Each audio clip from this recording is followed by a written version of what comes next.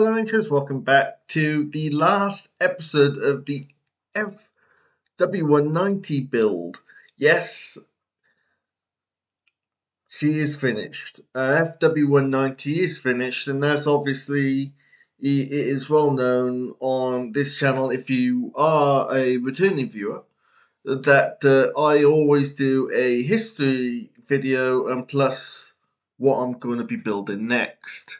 But I also try to pretty much do a video on essentially not just the history of this particular aircraft, but this exact aircraft. Unfortunately, this time around, I've been able to find photos. Yes, that's one thing, but anything else, no. So I'm going to presume it was cut up after the war, as if it survived anywhere near the end of the war, or because sadly there is no information. And from the illustration on our box, that was Norway, May 1945. So essentially, any documents may have been destroyed when Germany fell.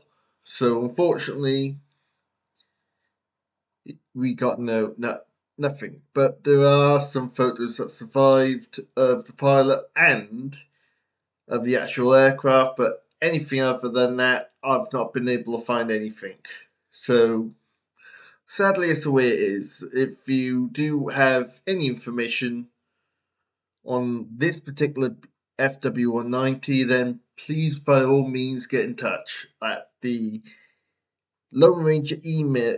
Sorry, Lone the Lone Ranger video at gmail.com. The links to that will be in the description below. Oh, but yes, the FW190 was well known for being one of the best German fighters of World War II.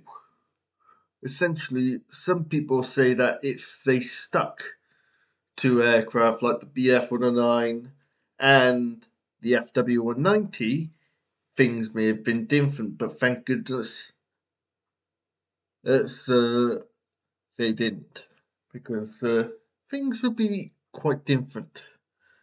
And so we'll do a history on the FW190 now. And I do have some photos, but of course, because of a certain logo, the emblem on them, I'm going to have to censor one or two of them. But anyway, let's get on with the history of the FW190.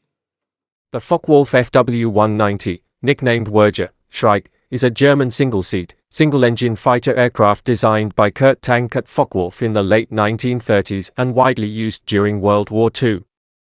Along with its well-known counterpart, the Messerschmitt Bf-109, the FW190 became the backbone of the Jagdwaffe fighter force of the Luftwaffe. The twin-row BMW 801 radial engine that powered most operational versions enabled the FW190 to lift larger loads than the Bf-109, allowing its use as a day fighter, fighter bomber, ground attack aircraft, and to a lesser degree, night fighter. The FW190A started flying operationally over France in August 1941 and quickly proved superior in all but turn radius to the Spitfire Mk.V, the main frontline fighter of the Royal Air Force, RAF, particularly at low and medium altitudes. The 190 maintained its superiority over Allied fighters until the introduction of the improved Spitfire Mk.9. In December 1942, the FW190 made its air combat debut on the Eastern Front, finding much success in fighter wings and specialized ground attack units, Schlachtgeschwader, battle wings or strike wings, from October 1943. The FW190A series performance decreased at high altitudes, usually 6,000 m, 20,000 feet, and above, which reduced its effectiveness as a high-altitude interceptor.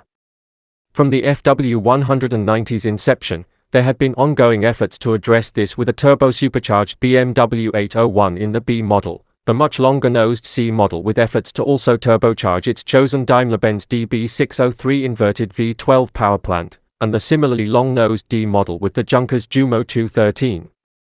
Problems with the turbocharger installations on the B and C subtypes meant only the D model entered service in September 1944. These high-altitude developments eventually led to the Focke-Wulf TAR-152, which was capable of extreme speeds at medium to high altitudes, 755 km per hour, 408 knots, 469 miles per hour, at 13,500 m, 44,300 feet. While these long-nose 190 variants and the TAR-152 derivative especially gave the Germans parity with Allied opponents, they arrived too late to affect the outcome of the war. The FW-190 was well liked by its pilots. Some of the Luftwaffe's most successful fighter aces claimed many of their kills while flying it, including Otto Kittel, Walter Nauetny, and Erich Rudolpher.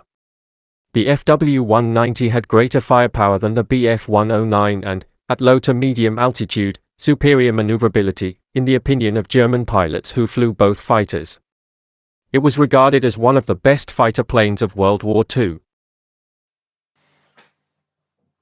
Best fighter plane, my backside. But that's my personal preference. My personal preference of World War II, best fighter plane of all time is none other than the Mark 9 Spitfire. But that's my preference and may not be for everyone. Anyway, right.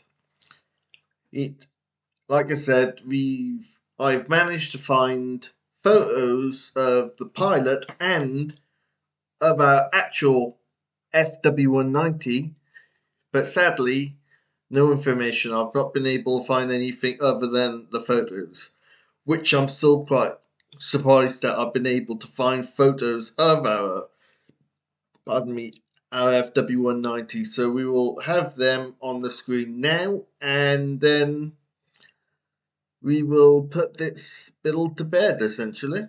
So, pretty much, photos time.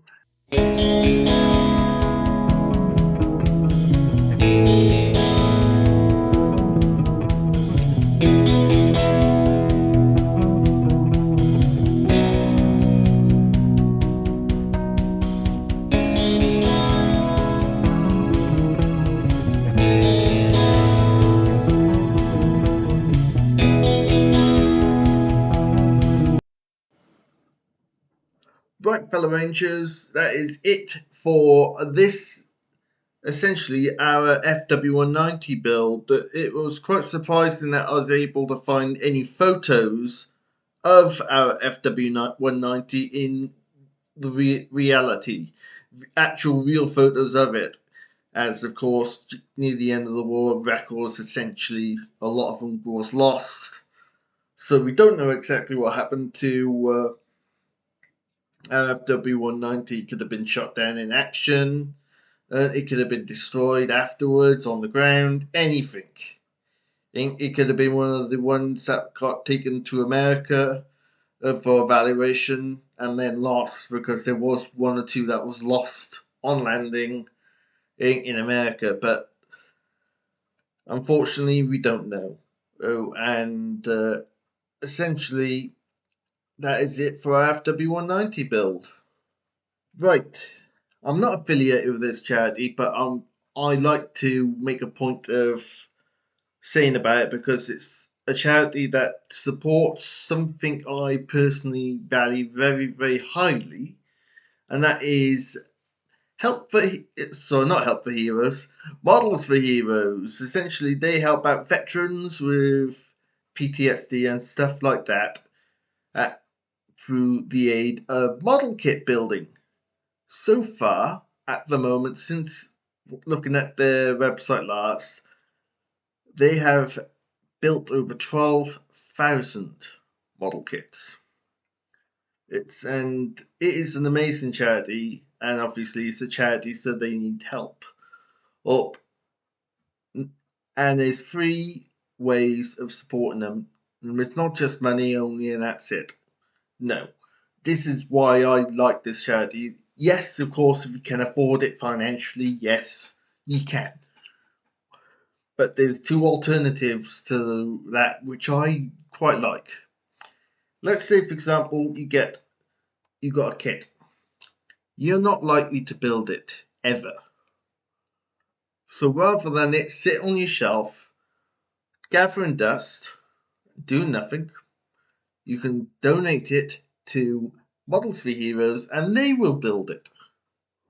Or, if you're like myself, I buy model kits because I enjoy building and learning about not just the aircraft type, but the particular one, like this Hurricane, for example, which is L1679.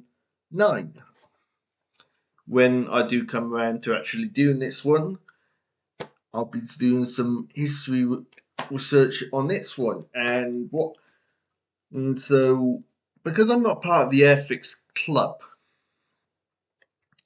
there's one thing Airfix do which not a lot of manufacturers do regarding model kits, and it is these flying arrows. You pretty much what you do is you collect enough of these to get a free kit. If you're part of the Airfix Club.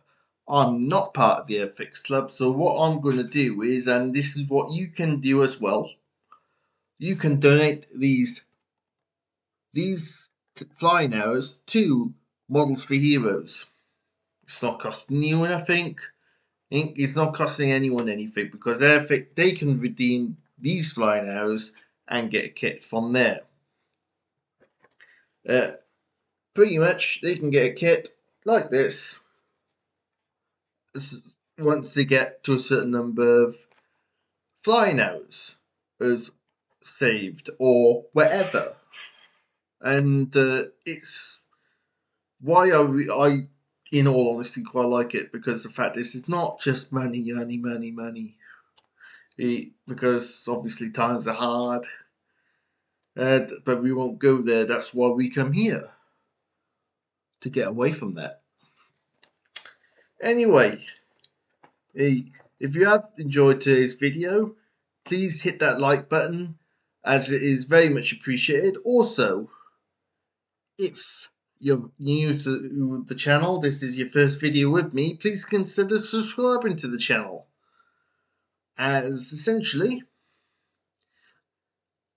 it's going to be still loads more to come in the next couple of months. Obviously, I've set myself a personal mini goal of hitting 600 subscribers before the end of the year. I'm nearly halfway there now. So thank you to everyone who has subscribed and continue to watch my videos, as that is very much appreciated. Because I don't just do model kits, I do, as the weather's gradually getting better for this year, I'll be back doing car meets, car shows, who's going to railway events, seeing trains. My brother will be making another series of the owned Landora model railway as well, so it's a lot coming.